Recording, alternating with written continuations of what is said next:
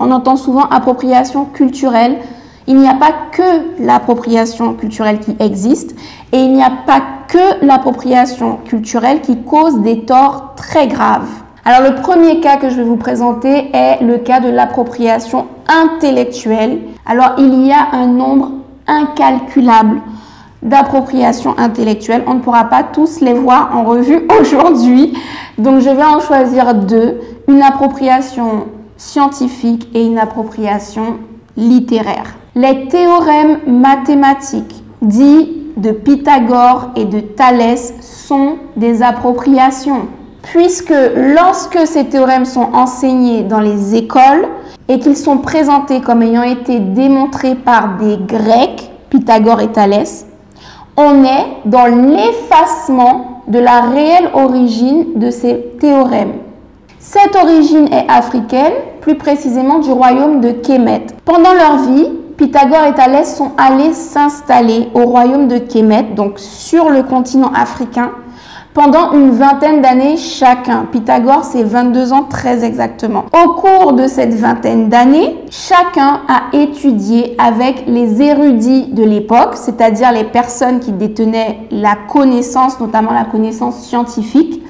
Et ces personnes, c'était essentiellement des prêtres du royaume de Kémet. Petite parenthèse, dans le royaume de Kémet, ils ont été très tôt conscients du fait que l'être humain est capable d'utiliser un outil tant en bien qu'en mal. Donc pour éviter que des outils très puissants soient mal utilisés, le savoir était protégé et on ne le transmettait qu'à des initiés. Initié, ça veut dire qu'on observait et on testait la personne suffisamment longtemps pour se rendre compte des intentions de la personne, de ses valeurs, de ses principes, et pour arriver à cerner si cette personne ferait un bon usage, un usage uniquement positif et lumineux, de la connaissance qui lui serait donnée. Il y avait une initiation très longue, la connaissance se méritait. Du coup, Thalès et Pythagore, donc des Grecs immigrés en Afrique, au royaume de Kémet, se sont installés là pour apprendre les mathématiques et plus précisément pour se spécialiser dans la géométrie. Alors, concernant les preuves concrètes de ce que j'avance, il existe des papyrus, d'accord, qui sont visibles à l'heure actuelle dans les maisons de recel qu'on appelle musées, notamment à Berlin, à Londres, à Paris. Il existe des papyrus où on peut voir de nos yeux les théorèmes en question du soi-disant Thalès et du soi-disant Pythagore. Sauf que ces papyrus sont datés scientifiquement de façon indiscutable de plusieurs milliers d'années avant la naissance de Pythagore ou avant la naissance de Thalès. Donc manifestement, les théorèmes qu'aurait démontré Pythagore ou Thalès existaient déjà avant leur naissance. Ils ont été apposés à l'écrit avec la démonstration du côté du royaume de Kémet, c'est-à-dire en Afrique. Donc je vous invite à vous intéresser à la cause de la récupération de notre patrimoine historique, c'est-à-dire les vestiges comme ces papyrus qui sont en Europe ou aux États-Unis et qui n'ont rien à faire là-bas parce que c'est la propriété des Africains. Donc il va falloir aussi se pencher sur la question de récupérer nos biens dans ce genre de maison de recel appelée musée du Louvre et autres. Toujours est-il que, aussi loin que l'on remonte, les plus anciennes preuves datées de ces théorèmes, elles proviennent d'Afrique. Donc ces théorèmes sont africains, ils ont été enseignés à Thalès et à Pythagore par des Africains et ces deux-là sont rentrés chez eux en Grèce et ont essayé de retransmettre le peu qu'ils avaient retenu.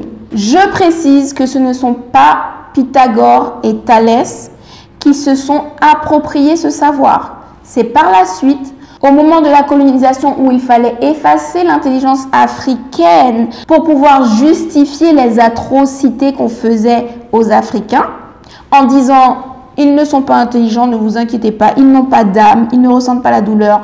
Ce sont des animaux, limite des végétaux en fait, ils ne sentent rien parce qu'ils ne sont pas intelligents, ne vous inquiétez pas.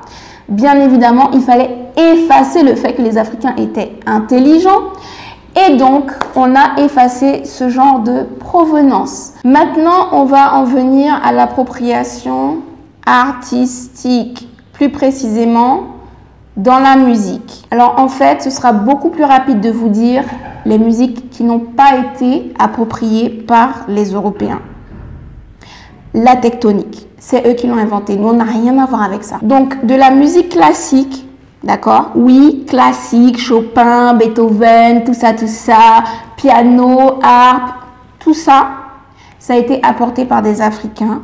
Les Maures sont arrivés en Europe avec une extrême érudition. Donc, hormis l'hygiène, c'est-à-dire le savon, désinfecté à l'alcool 90 ou se laver régulièrement, les Maures ont apporté d'autres choses à l'Europe, comme la musique africaine.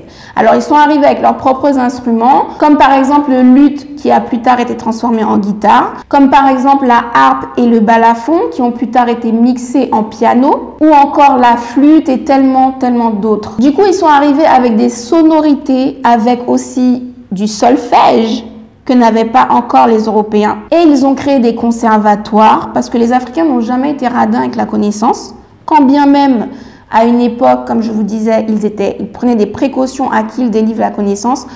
Les Africains, dans l'ensemble, que ce soit concernant la connaissance ou autre chose d'ailleurs, les Africains n'ont jamais été radins.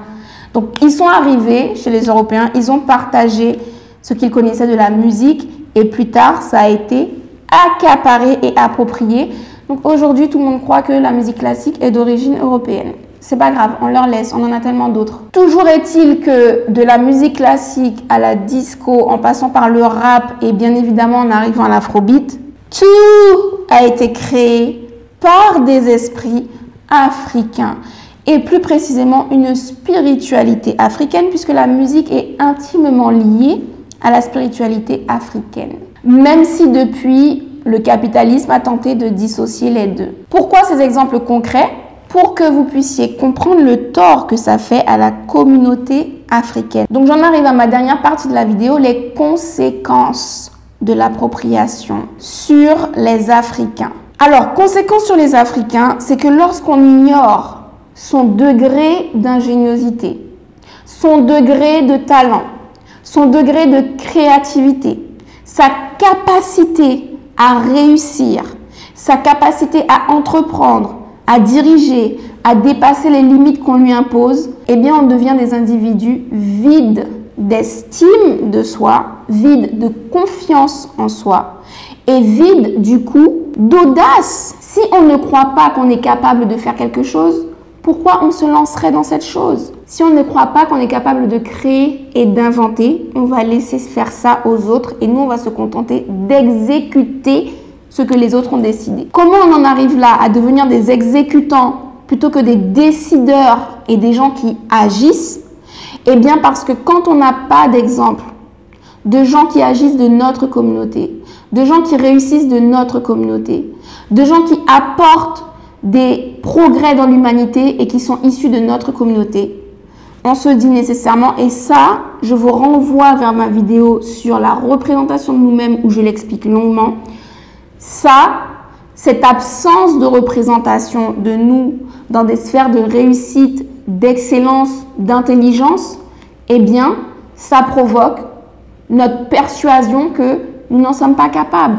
Ça, c'est pour les autres communautés.